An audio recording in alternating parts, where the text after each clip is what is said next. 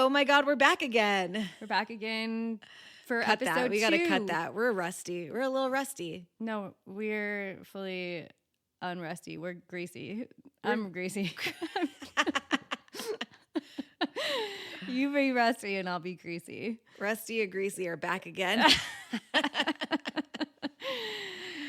I'm an old barnacle on the side of a boat. She's slipping right through your fingers. She's a slippery fish. Yeah. I'm a little... Can't catch her. A little eel. A slippery She's little eel. slippery as an eel. Well, Should we do the intro? Yeah, that's right. Do the intro.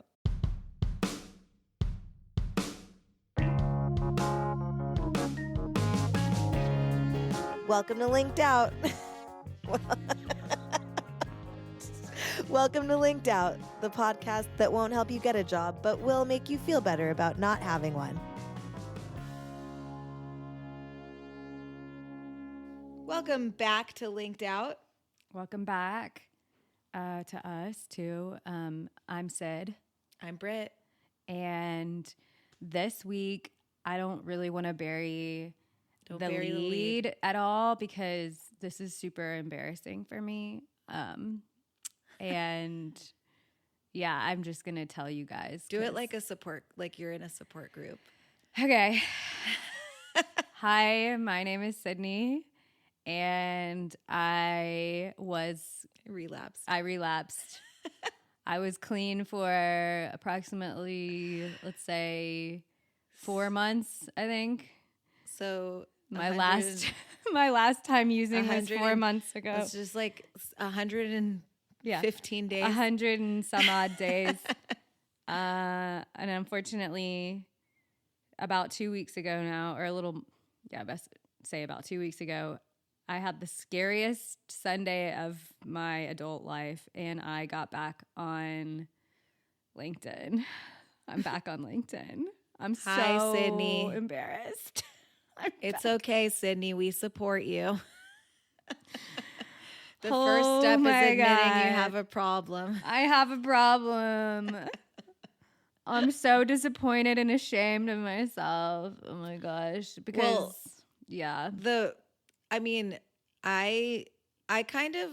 I did hibernate my account also.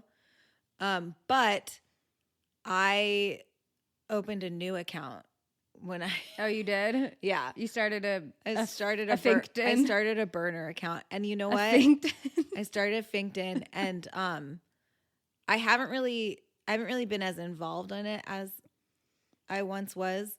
But as you're going to tell us also, it's the exact same shit. No, it's the same. And I also told Britt this too, like yesterday. I was like, well, I want to talk about this because the one episode before this one, I was like, I'm never going back to LinkedIn. And I was like very I don't say I was patting myself on the back, but I just said it a lot of times. And I was like, you probably will to you. Yeah.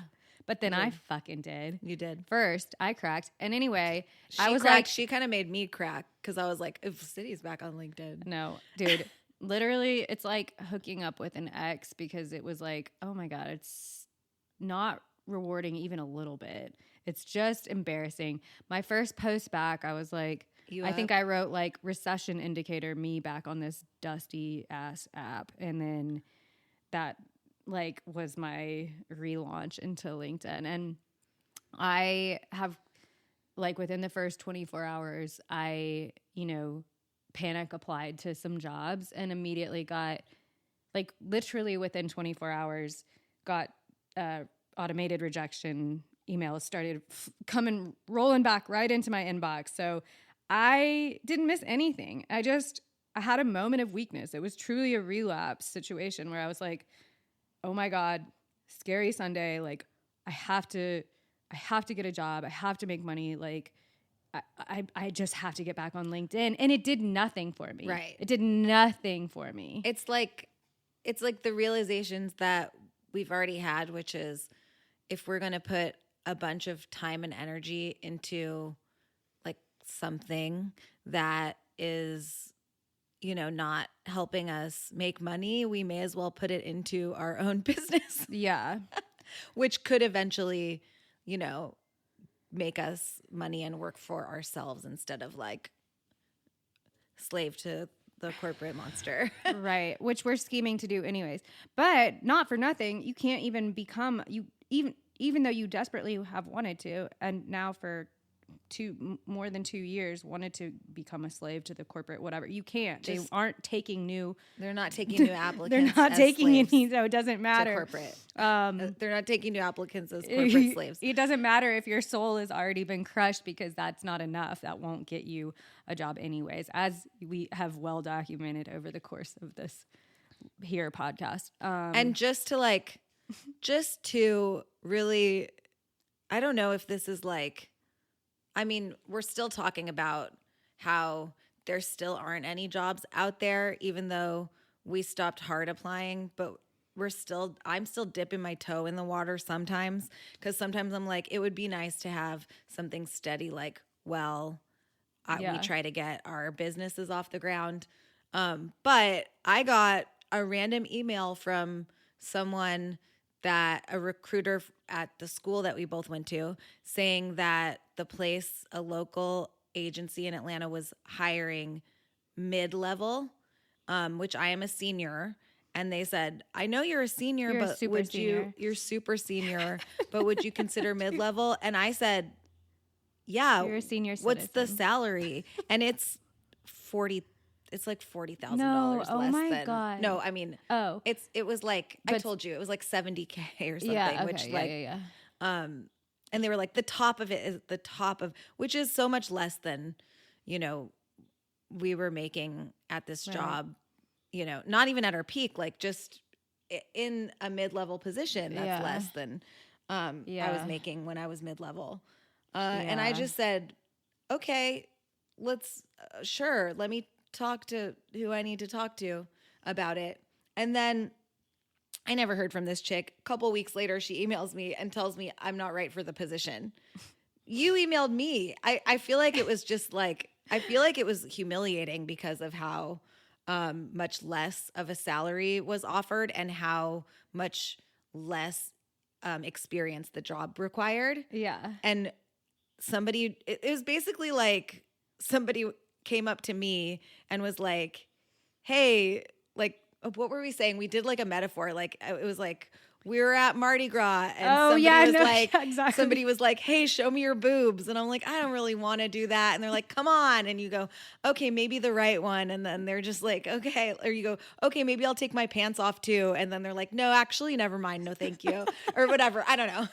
We had a better metaphor, but I can't remember what it was, but no, it was that. Like, yeah, it was like, I don't know. I'm kind of exposed here. Yeah, it just felt like you were like, okay, and then they were like, ew, never mind. Yeah, you're like, no. okay, that's like, super embarrassing. They're like, you're the one who wanted me to show you. Take your shirt off on camera. I don't really know. They're like, just do it. Okay. Should I take my pants off too? Yeah, take your pants off, and we're gonna film it. I guess. No, actually, no, thank you. Actually, no, thank you.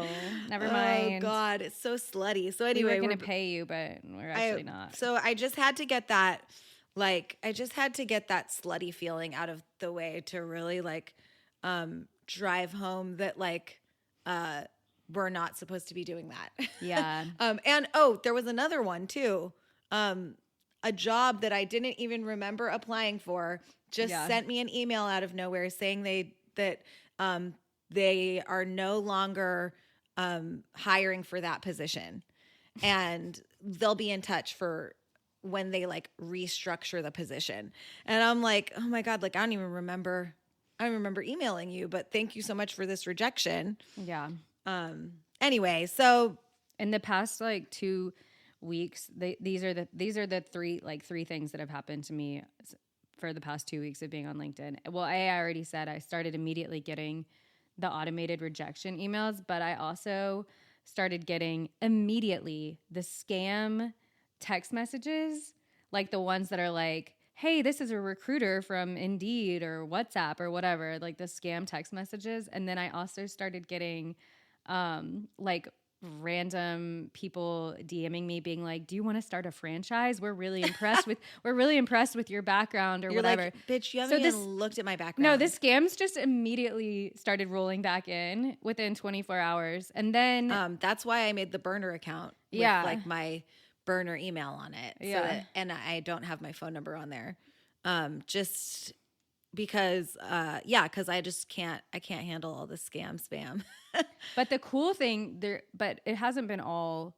Let's not. Okay, it has been all trash. But one cool thing has happened too, which is that a couple of people have messaged me directly saying they like the podcast, which motivated us to get back on the mic. Right, exactly. And they're like, when is a couple of people, quite literally a couple. Okay. So that's only 2. But anyway, it only takes 1. They asked when is season 2 coming, and I was like, you know what? We're actually working on it. So this is kind of funny because now me and Brit live in the same house together, but we still can't somehow find time to record the podcast. You would think we would. It would just be so easy because we're in the same house, but somehow we have even less time. Update. That's another update. That's right. That is an update. We didn't say that last time. No, because last time you were waiting to hear. Yeah, Richard had called me. Oh yeah, Richard the landlord. Yes, I was waiting to hear from. I was moving to a cheaper place, and I was waiting to hear from the person the house that I really wanted to call, and he called Sydney because she was my reference, and started asking her a bunch of weird questions, like because I have a daughter, and he was like, Do kids ever put stuff in the toilet? Oh yeah, he did ask me that. I was like, do you have kids? I was like, that guy probably does have kids and has no idea what they do. He said he has like a teenager, I guess. So right, but so do you not remember when your kid was? I was a like, baby? I don't know. My kids haven't put anything in the toilet, but I'm not putting that out of the range of possibilities. That guy doesn't remember what she wanted me to move in, so she told him I was a bad tenant. No, I didn't tell him anything. I said. I'm just kidding. I said only nice things about you. Well, what happened was the landlord decided he was going to sell the place instead of rent it. Oh. So, whatever. But and then by that time I was waiting for this guy to get back to me for so long, and I had some applications in at some other places that never got back to me. It was kind of like looking for a job. Yeah. It was kind of like looking for a house. Yeah. Because I would take all this time filling out an application, and then I wouldn't hear from them. And then I was like, Sydney was like, just move in here. There's a space under her house that I stay in. No, that sounds. We have a basement. It's a better way of saying that. No, I know. I was just trying to make it sound. It's a really nice. It's a really nice room, and a really nice room and living room and bathroom downstairs that Birdie and I stay in. Well, I like having another. Selfishly, I like having another woman in the house. I think that women living with other women, moms living with other moms, it just makes life easier. But it is nice. Like there are a lot of nice things about it. But I wouldn't want multiple. I get why. Honestly, this is kind of crazy, but I get like why the sister wives things works. I get why it works. Right. Just like from my limited experience. We don't want the man there. No, but but if it's only one man and he's like not there that much, I don't know. I guess if he's paying for everything. I don't want him there. At all? No. Well, my husband is here, so she doesn't mind that. Yeah, of course. Him. Thomas is incredible. We love Thomas. But I'm just saying if it was a sister-wife situation, I don't want that guy there. Yeah, well, he's kind of the linchpin. He's the one who's marrying all the sister wives. So gonna have to have him there in that particular setup. You have to like hook up with him on like a schedule. I know. It's just like, come on. I know, but I'm not talking about all of that. I'm just saying I get why it's nice for them. Like it's kind of like a sorority, but you're adults and you have like a family. I guess like they all have kids and stuff too. Like I get it. I get that part. Am I saying I want to become a sister wife? No, I'm not saying that. But can I see the perks? Yes, I can. The longer I'm unemployed, the more I see the perks of being a sister wife. So it's like the crazy thing, like what this TikTok I saw about like some some woman was like, you know why men have secret families? Women don't have secret families. If a woman left, she would just be alone on a beach somewhere with a book. Yeah. She's not like, she's another man, another family. Are you kidding me? Yeah. Like that's double the there's men in the 50s used to have families in, you know, different states. You can look them up on Facebook or Instagram and see what they're up to. No. It's like they could go to Cincinnati for work and have a whole nother family there, go back to New York for their other job. And, you know, nobody would ever find out. Yeah. But like, why? It's so much work. I know. Yeah. Not for them. No, they're just there sometimes and then they're gone. Exactly. No, because But women would never do that because, excuse me, no. They don't want to have a whole nother family. No, that's insane. That's crazy. Yes, living communally, and especially like we are rebelling against capitalism by living communally.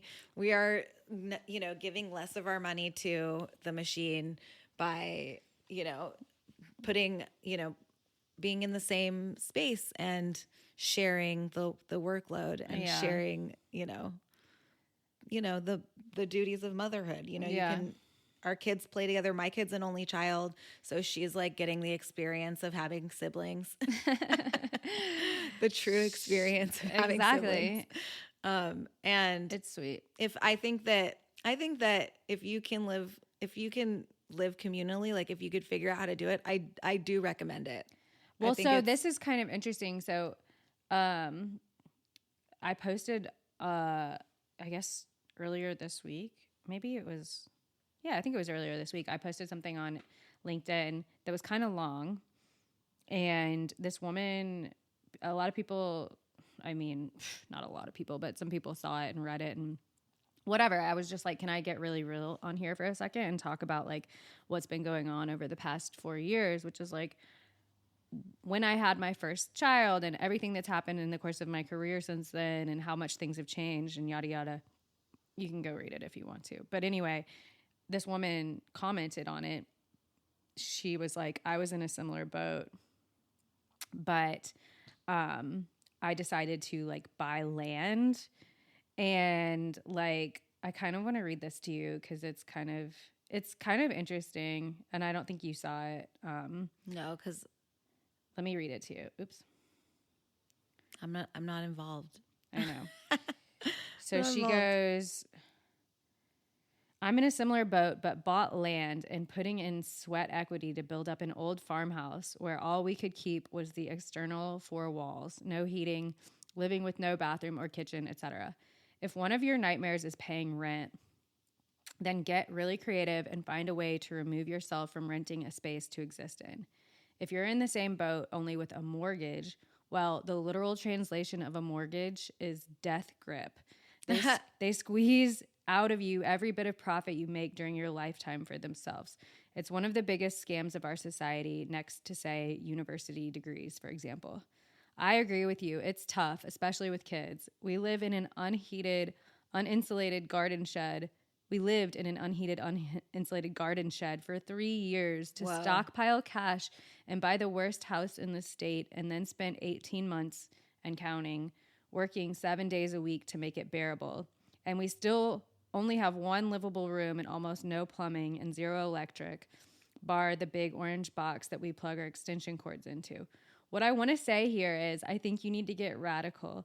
I don't believe that things will get better for any of us. So slash your outgoings and get some land before it's too late. Isn't that crazy? Yeah, like that is never crazy. gotten a comment like that on LinkedIn before, which like I think says a lot about like the state of what people are willing to like do to get out of like, but it's just interesting on a platform like LinkedIn. I could definitely read stuff like that on Reddit and stuff like that. Right. But just for someone to comment that on LinkedIn, like you really need to get radical and buy some land and fucking like go off the grid was like, it really kind of shook me up when I read it.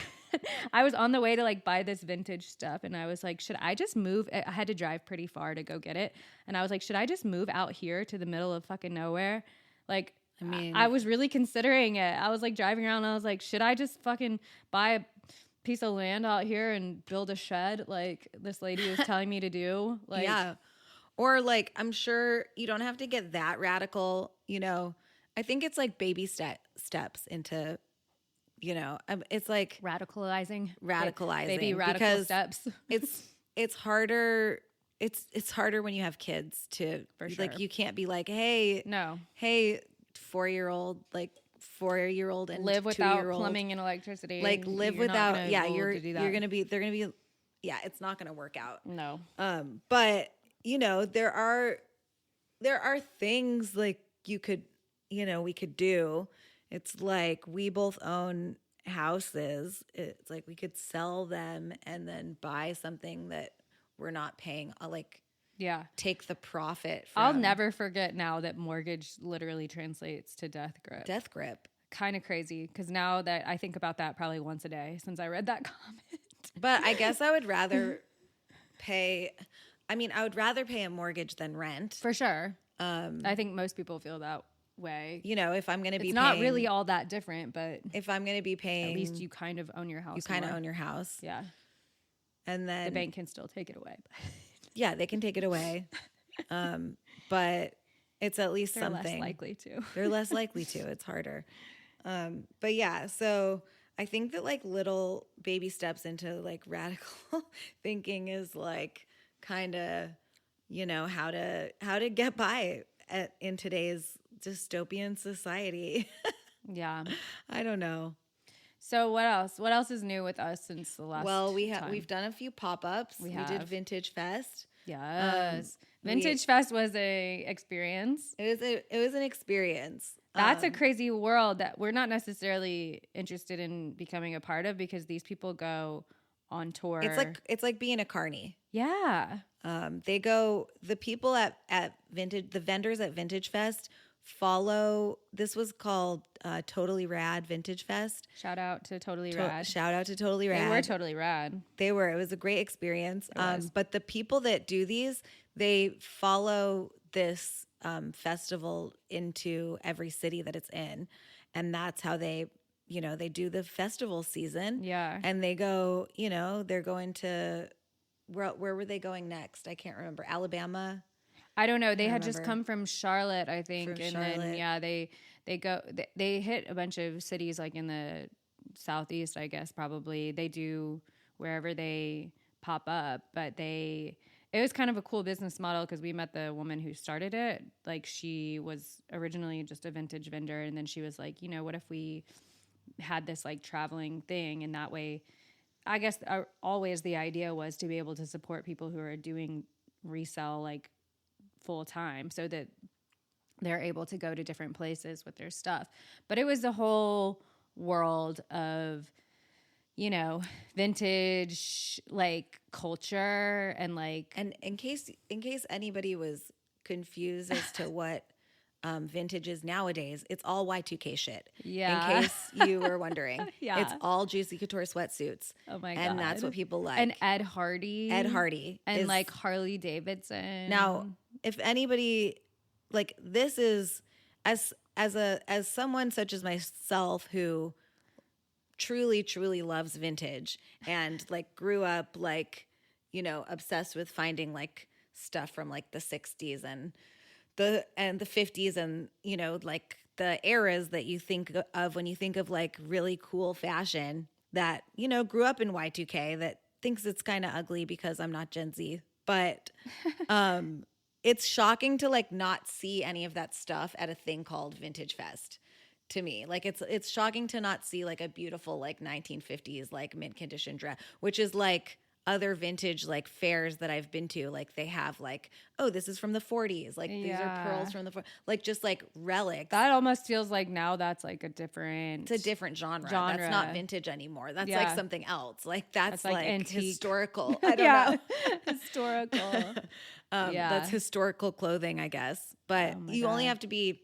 It only has to be 20 years for clothes to become vintage. Yeah. So, technically, obviously, Y2K stuff is vintage, but it's just like interesting to see how many vendors are just like, these are original Jinko jeans. And you're like, okay. Yeah. You know what I mean? I know. And I think too, like, it's kind of funny that because that's like the window of when things become vintage, like the early 90s or like the late 90s, early 2000s, like the quality of clothing isn't like that significantly different than new stuff now. So it's like, to me, I don't know, vintage always, I think I always had an association with vintage and like the quality because it was able to like last for one thing. And also just like it was constructed differently. Like there was just, it wasn't as fast fashion. Fast fashion really came about like in the early 2000s. So, so like to see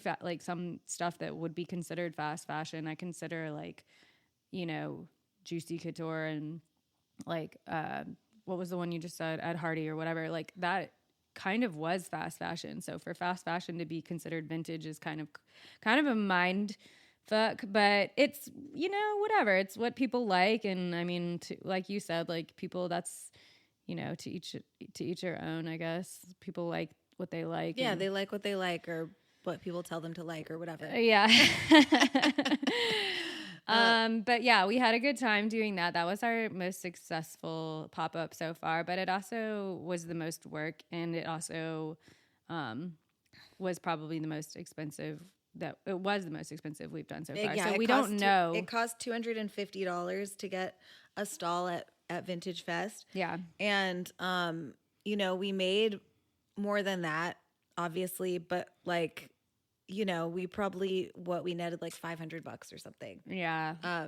And so it was good, but we learned it's just not necessarily probably going to be our thing. So we have kind of been thinking about that like since we did that last weekend. Mm-hmm. And we are thinking of how we're inspired by, this is kind of a crossover to our season 1 podcast, which by the way is still coming, you guys. It's still coming, okay?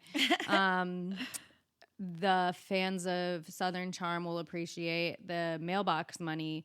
We're trying to figure out a way to make some mailbox money, you guys, but we don't have investments. We don't have a stock portfolio, so it's probably not going to be that way, but we are looking at new ways of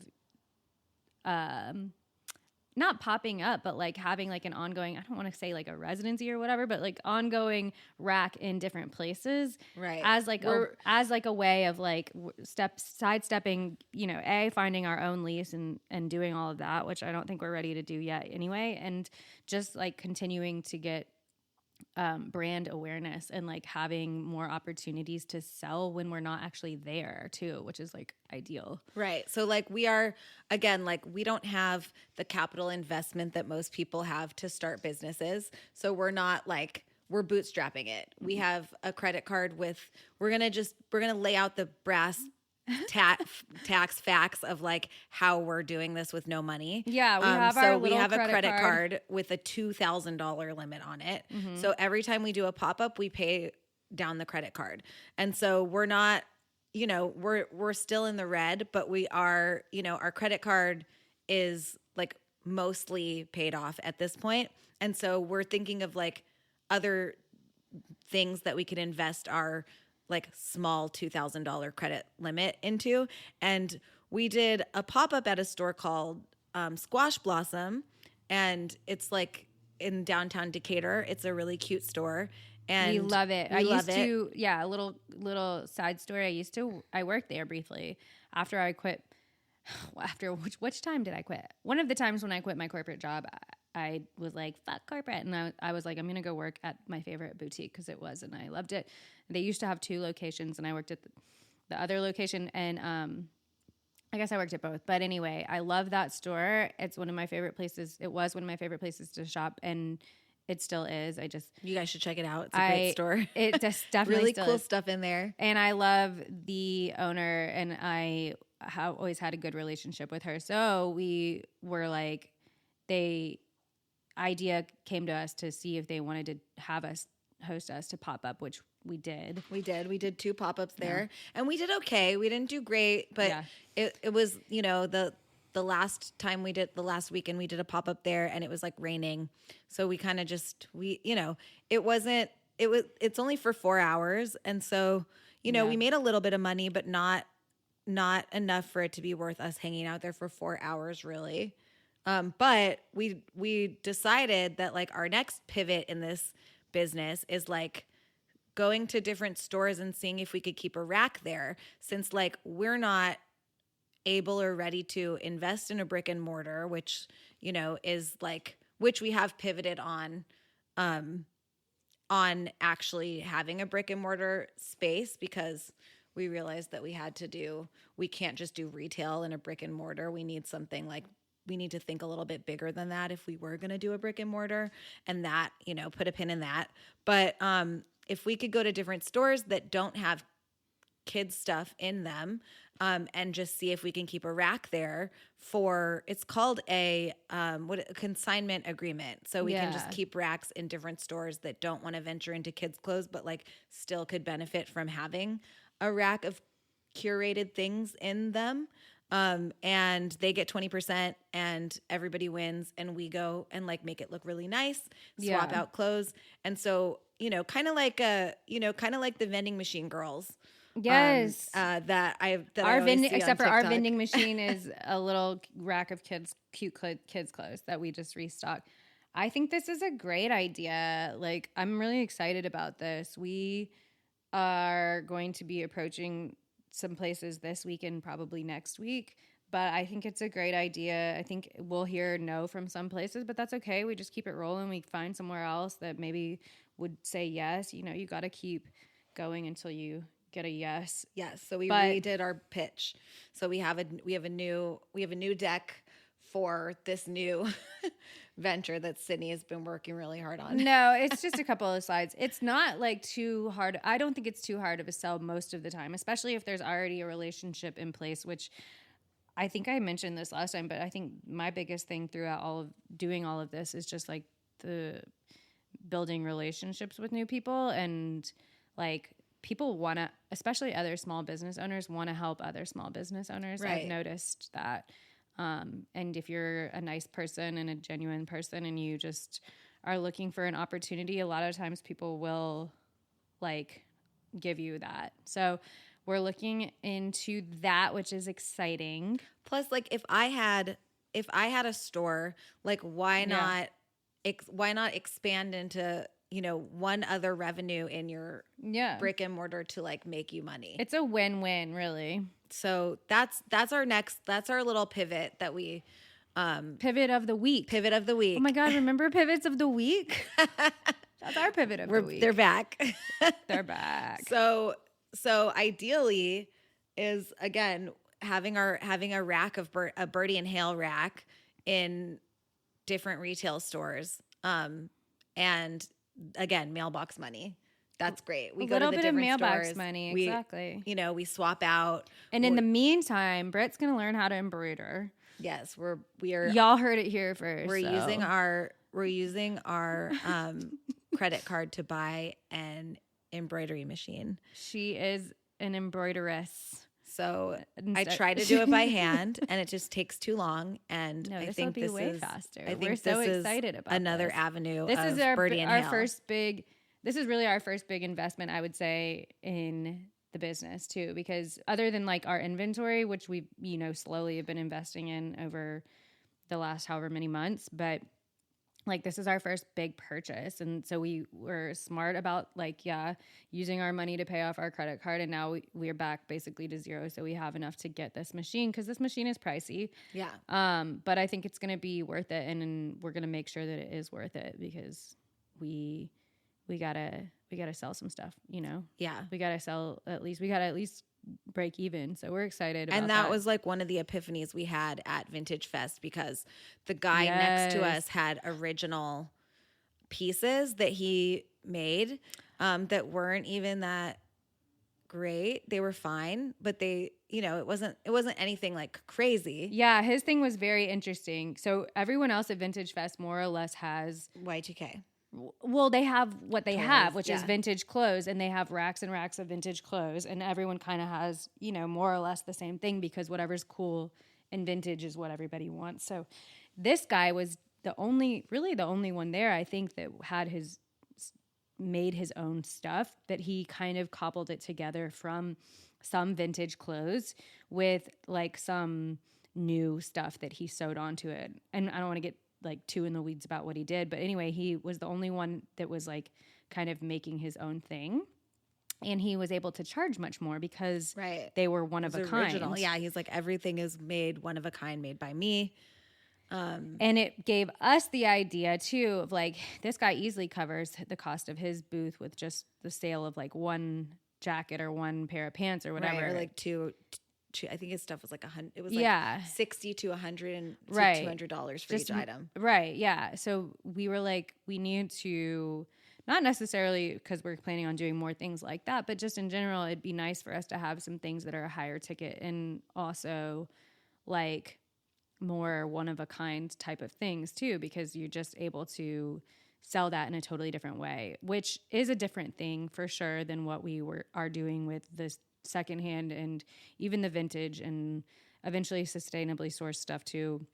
Because we will be embroidering on vintage denim. Right. So like, I mean, and we had been flirting with embroidery for a while. We have. And that kind of like gave us like the kick, just like the kick to like do it. Like, okay, we just have to rip off the Band-Aid and just buy the embroidery machine because there's no way I would be able to embroider enough stuff for it to be to charge what it would be worth by hand.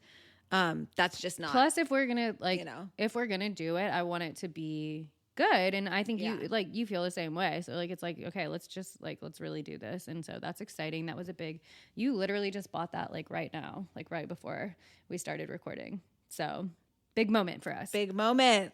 So yeah, we're gonna, that's kind of like one of a kind. And eventually maybe we could start doing like, there's all kinds of different avenues you can go when you start custom embroidering stuff.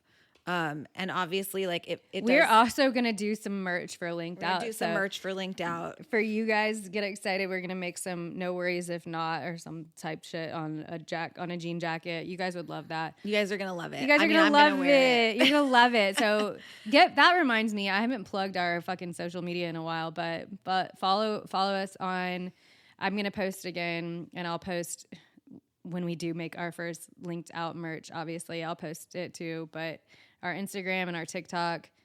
And yeah, I think this would also be a good opportunity, unless you have something else you want to say.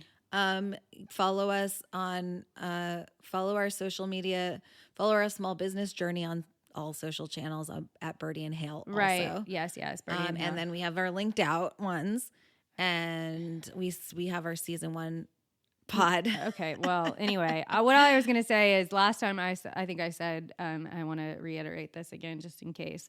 If y'all have anything that you're wanting to talk about, you have a story you want us to tell, anything that you want to hear about this season on the pod, focusing on growing your own small business, or even if it has to do with the shenanigans that are going on LinkedIn, we want to hear about it. So email us at linkedoutpod@gmail.com, or you can also just DM us on either TikTok or Instagram too. But yes, we're still going to be segmentally talking about the fuckery of the job market. We will always be talking about that. We're not going to stop talking about that, but we are just, we're going to be like taking you on the journey of the pivot. On a journey.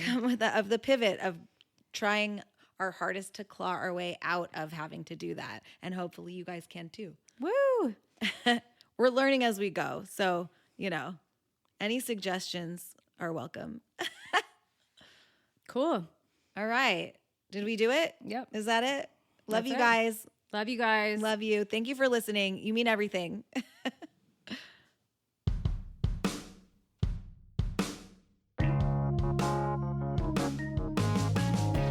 If you enjoyed today's podcast, please give us a 5-star review.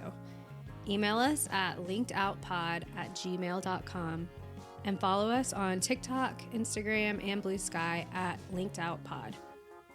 Your support means everything, and we fucking love you. Mwah. That was cute. Bye, bestie.